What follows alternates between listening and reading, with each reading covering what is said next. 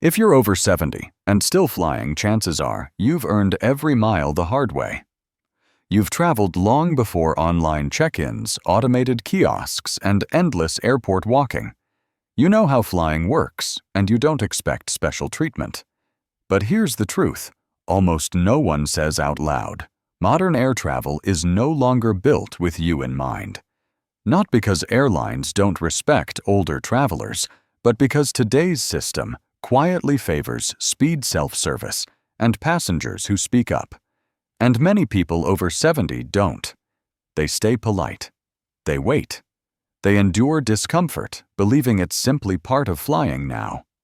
What most passengers over 70 don't realize is that by staying silent, they often give up comfort, safety, and even rights the airline is required to provide.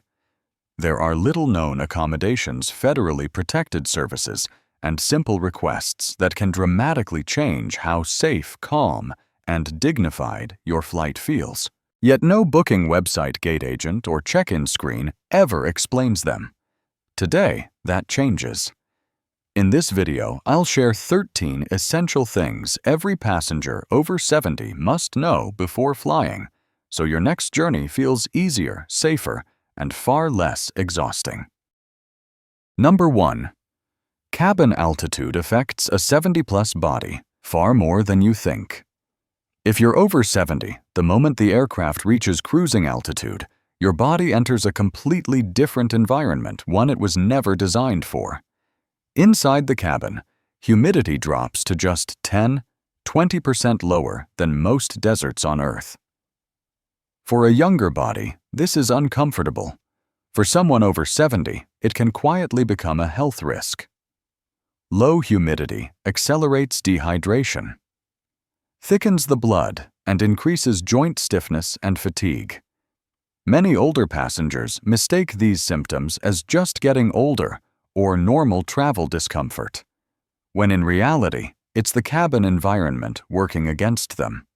Add hours of sitting still, reduce circulation and subtle oxygen changes, and the strain compounds quickly. This is why flying after 70 is no longer a passive experience. Preparation matters. Awareness matters. And understanding how altitude impacts your body is the foundation for every other decision you'll make before and during your flight. Number 2. Dehydration at altitude is a medical risk after 70.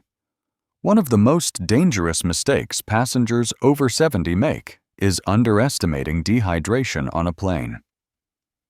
Cabin air is extremely dry, and your body loses moisture continuously from the moment the doors close. At this age, thirst is no longer a reliable signal. By the time you feel dry or dizzy, dehydration has often already set in. Dehydration thickens the blood, increases fatigue, worsens joint pain, and raises the risk of deep vein thrombosis. Yet many older travelers wait politely for beverage service, sometimes hours apart. What most people don't realize is that airlines are required to provide water at any time upon request. Using the call button to ask for water every 60 to 90 minutes is not being demanding. It's protecting your health. Bringing an empty reusable bottle and asking the crew to fill it once cruising altitude is reached is one of the simplest, smartest safety habits you can adopt when flying after 70. Number 3. After 70 compression socks are protection, not comfort. Many people think compression socks are only for long international flights or for those already diagnosed with circulation problems. After 70, that assumption becomes risky. Cabin pressure, combined with long periods of sitting, slows blood flow in the legs, making swelling and clot formation far more likely even on shorter flights. As we age, veins lose elasticity, and muscles are less effective at pushing blood back toward the heart. This is why blood pooling in the lower legs becomes a serious concern at altitude. Graduated compression socks gently apply pressure, helping maintain circulation and significantly reducing the risk of deep vein thrombosis. The key is wearing them correctly. Put them on before you leave for the airport, not halfway through the flight, and keep them on until you land. Choose moderate medical-grade compression designed for travel. It's one of the least expensive yet most effective health protections available to passengers over 70. Number 4. Never check essential medications after 70. After 70, your medications are no longer optional travel items. They are part of your safety plan. Yet one of the most common and completely preventable mistakes older passengers make is placing essential prescriptions in checked luggage. Bags are delayed or lost every day, and when that happens, the consequences can be serious. Airlines and security agencies are legally required to allow medically necessary medications in your carry-on, including liquids that exceed standard size limits. They cannot confiscate them. Your prescriptions should always stay with you within reach throughout the entire journey. Equally important is preparation for emergencies. Carry a written list of your medications dosages and medical conditions in your wallet or bag. In a stressful situation, you may not be able to explain clearly. That list can speak for you. After 70. Smart flying isn't about convenience, it's about reducing risk wherever possible. Number 5. After 70, an aisle seat is a health decision. Choosing an aisle seat after 70 isn't about comfort or convenience, it's about protecting your body. At this age, sitting still for long periods significantly increases circulation problems, joint stiffness, and discomfort. The ability to stand up easily and move regularly becomes essential, not optional. Many older passengers accept a middle or window seat out of politeness but wanting to bother others. Unfortunately, that politeness often leads to fewer movements, delayed restroom access, and unnecessary physical strain. An aisle seat removes those barriers. It allows you to stand, stretch, and walk without climbing over other passengers or feeling embarrassed. If you've already been assigned a middle or window seat, speak to the gate agent before boarding. Calmly explain that you need to move frequently for medical or circulation reasons. In many cases, agents will reassign you to an aisle seat at no additional cost. Preventing discomfort early is far easier than managing it mid-flight. Number 6. Movement during the flight must be intentional after 70. After 70, movement on a plane cannot be random or occasional. Sitting still for hours at altitude slows circulation, stiffens joints, and increases the risk of swelling and clots. Waiting until your body feels uncomfortable is already too late. Once the seatbelt sign turns off, movement should happen every hour. Start simply by standing at your seat. Do slow heel raises and rotate your ankles in both directions to stimulate blood flow. These small actions help keep circulation active without drawing attention or causing strain. If you feel steady, take a short walk toward the rear of the aircraft. Many passengers stand awkwardly in the aisle, but there's a better approach.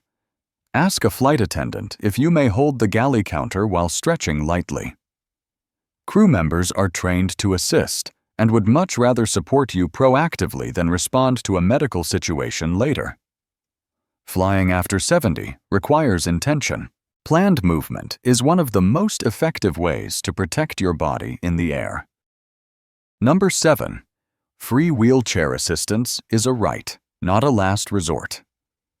Many passengers over 70 assume wheelchair assistance is only for people who are disabled or unable to walk. That belief causes more exhaustion and stress than almost anything else at the airport. In reality, you do not need to be fully immobile to request wheelchair service. If walking long distances, standing in lines, or rushing between terminals is difficult, you are entitled to free wheelchair assistance from curbside through security and all the way to the gate. When you use this service, you're guided through dedicated lanes and usually receive priority boarding. This isn't about weakness, it's about conserving energy. Airports today are massive, noisy, and physically demanding. Using assistance allows you to save your strength for the flight itself. Request this service when booking your ticket or by calling the airline at least 48 hours in advance. After 70 smart travelers protect their energy early. Number 8. TSA Cares turns security from stress into support. For many passengers over 70, the security checkpoint is the most intimidating part of flying. Loud instructions, fast-moving lines, unfamiliar machines, and pressure from people behind you can make even confident travelers feel rushed and anxious. What most people don't know is that TSA offers a program called TSA Cares, designed specifically for travelers who need extra time or assistance, including many seniors. When you contact TSA Cares at least 72 hours before your flight, they can arrange for a passenger support specialist to meet you at the checkpoint. This specialist guides you through the screening process, explains each step, and ensures the experience remains respectful and unhurried. It's a human layer in an otherwise automated system. The service is completely free and doesn't require a medical diagnosis. After 70, reducing stress isn't a luxury, it's a safety measure. TSA Cares allows you to move through security calmly without confusion or pressure. Number 9. Priority boarding. After 70 is about safety, not status. Many passengers believe priority boarding is a perk reserved for families with small children or premium tickets. In reality, passengers over 70 with even minor mobility concerns are often entitled to board early, and this matters more than most people realize. Early boarding isn't about beating the crowd. It gives you time to move slowly down the narrow aisle, safely stow your belongings, and get settled without pressure. Rushing while others wait behind you increases the risk of falls, strained muscles, and unnecessary stress. If lifting a bag, navigating the aisle, or standing for long periods is difficult, speak to the gate agent and request pre-boarding. This is a reasonable accommodation, not a special favor.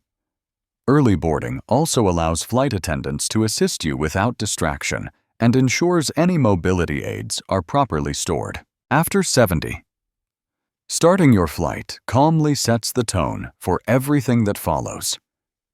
Priority boarding helps protect your energy and your safety before the doors even close.